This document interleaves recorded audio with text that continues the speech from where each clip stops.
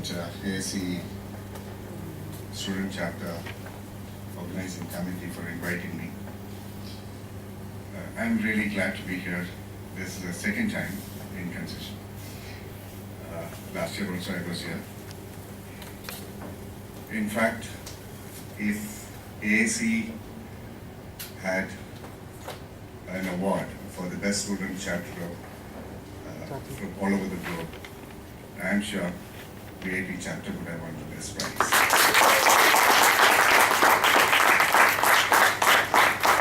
I'm not joking, because I know how many other colleges do actually do a lot of things like you do.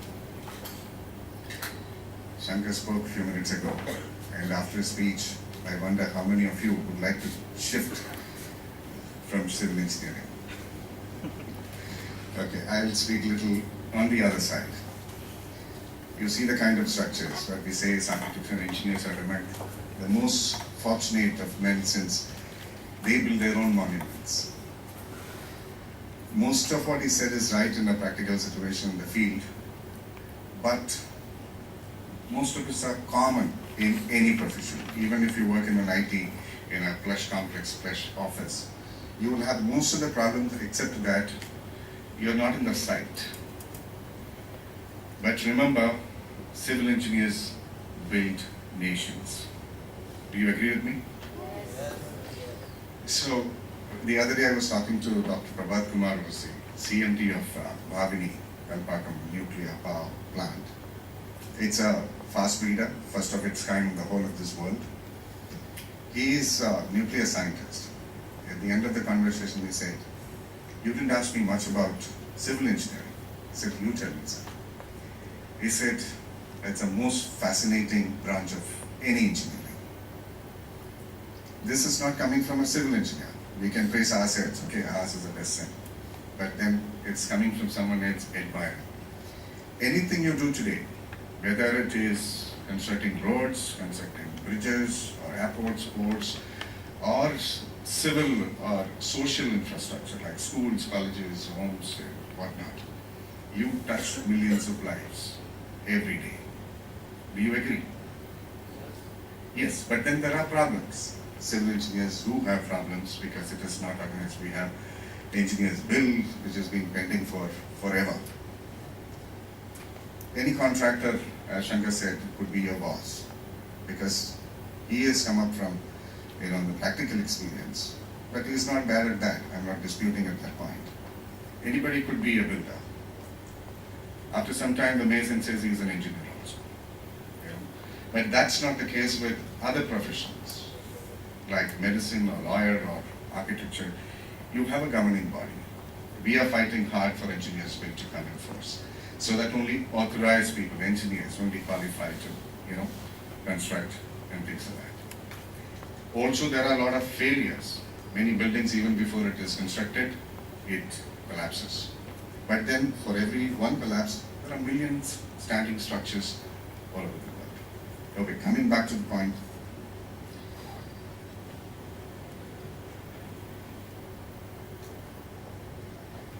You are a member of ASCE Student Chapter and a member of the world body. You know which is the oldest. It's formed in 1852 or so. And the largest civil engineering body in this world. In that sense, you are a global citizen. Having said that,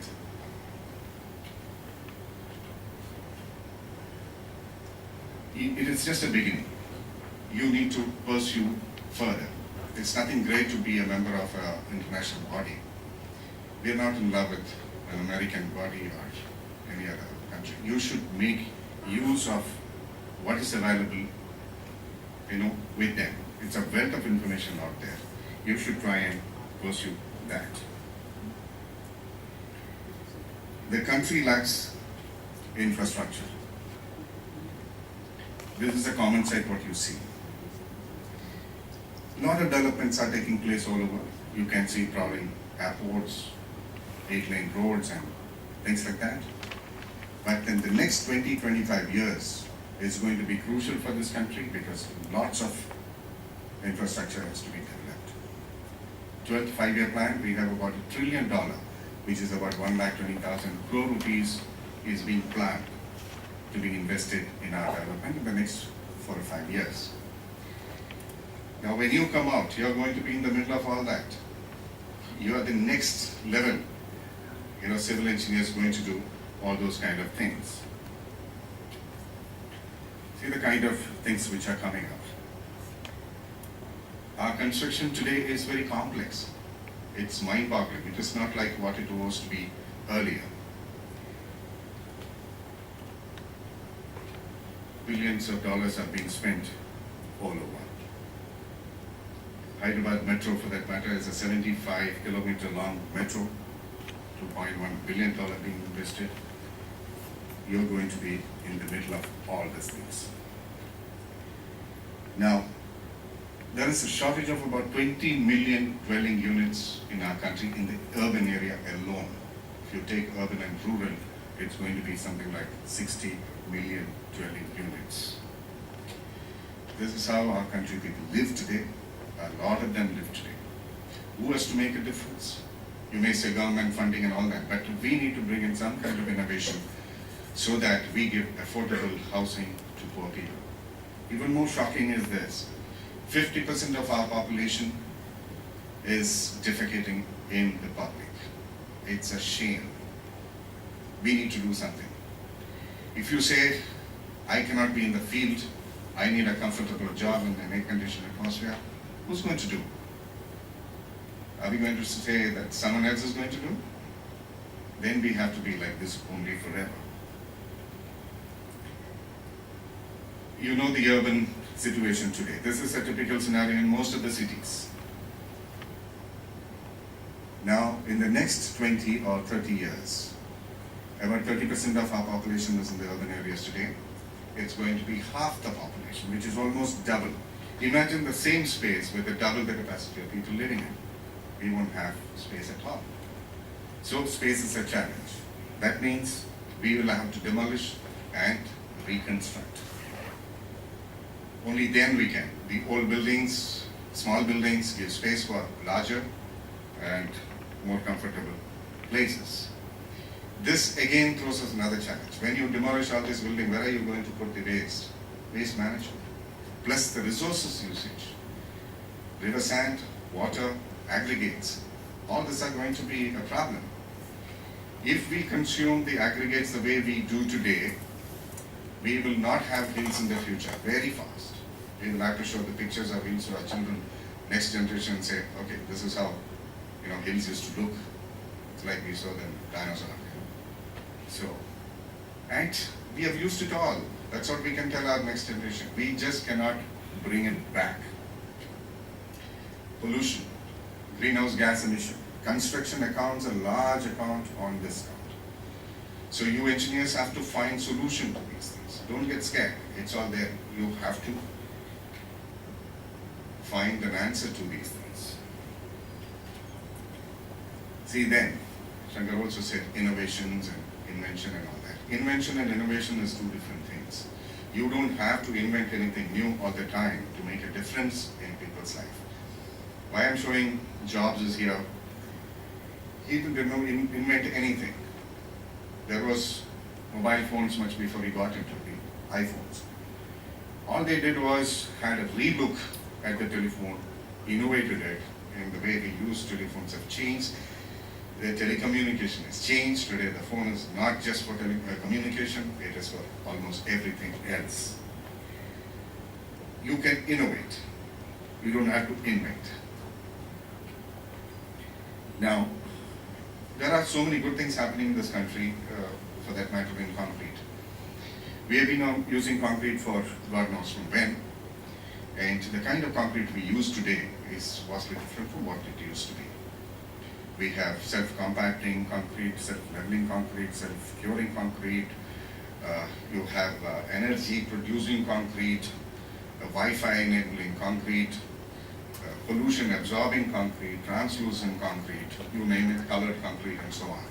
It is changed. Earlier, it was to be M20, M25, M30, and all that. Today, M100 is common. high-rise buildings in India, most of them use. This particular building has used in the last 3 floors M200. It's the first of its kind on a residential complex anywhere in the world. That too replacing microsilica to metal coupling. So things are happening, but long way to go. Also like to tell you that half the man-made products accounts, the concrete accounts for half of the manufactured products of the world. And it's an important material for construction which you cannot avoid. You need to get into it. Also, when I talk about innovations, you have to get into precast. Precast is a way forward. Precast is faster, economical, quality-wise better. So, I would also request Rajesh and his team to try and introduce this technology into the curriculum so that our children get early advantage. As Shankar said, you need to be ready, job ready. That's one big problem when you get in there. Most of it what you study inside the college rooms, it's not the same when you go out there. So precast is the way to go forward. It's an excellent technology. And also, there's something called, I don't know if you've heard about lean construction methods. How many of you heard of this? Okay, I have 1 or 2 hands coming up. If you implement lean in our construction sites, we can save maybe 30 or more % saving. Today, the way we construct it, it's a huge amount of wastage is there. So we can reduce. That means it will be a green construction also. So there is an institute called ILCE, which is Institute. It is called Institute for Lean Construction Excellence, formed by a group of large industries including L&T and Sabuchi, Kalamji and all that. IIT Madras is taking a huge lead in this. They have introduced this into their curriculum also. Recently, about 9 projects executed. The result is amazing.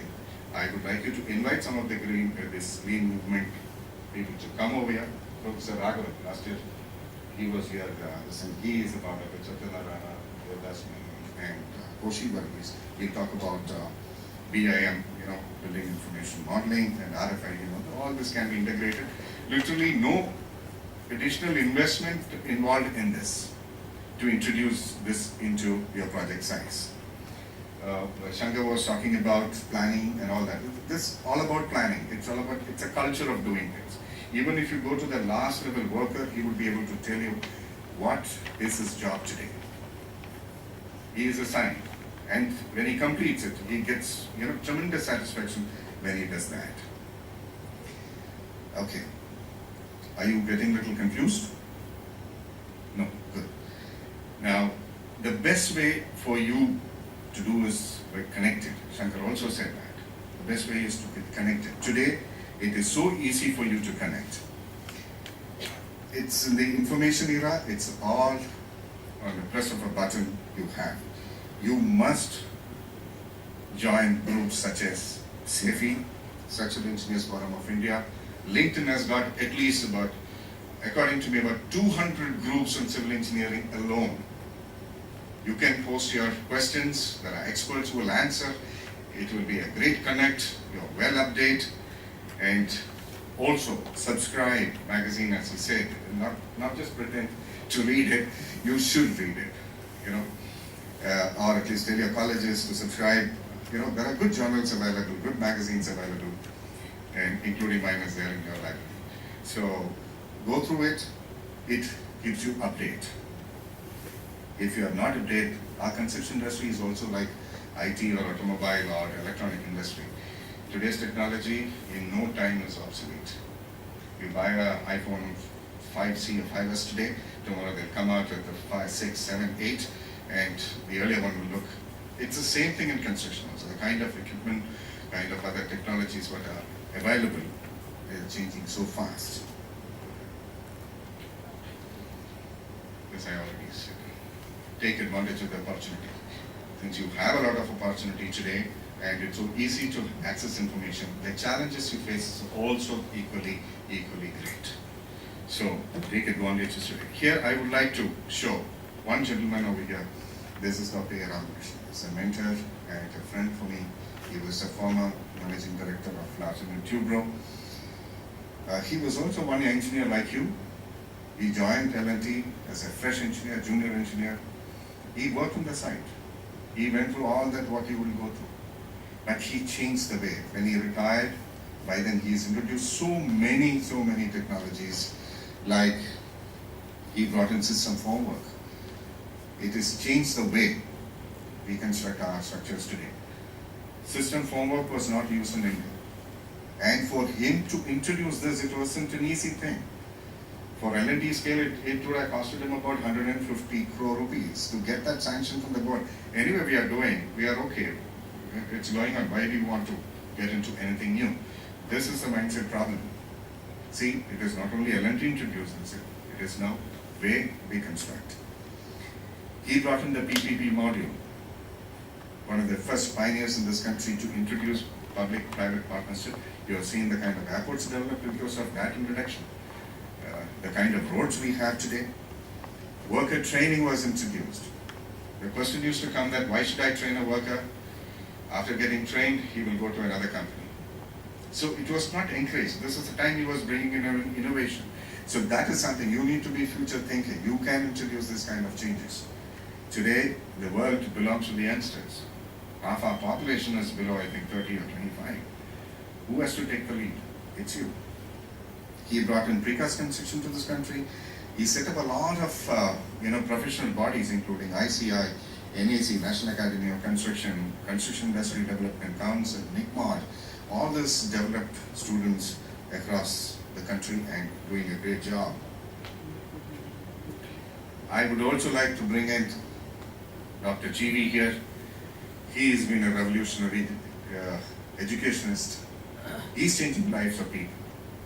And institutions like VIT around, I am sure the days to come, our challenges will be faced and you will bring in a lot of pride to this country. All the best, my friends. Do a great job and make our country, our institutions, parents, friends proud of you all. Thank you.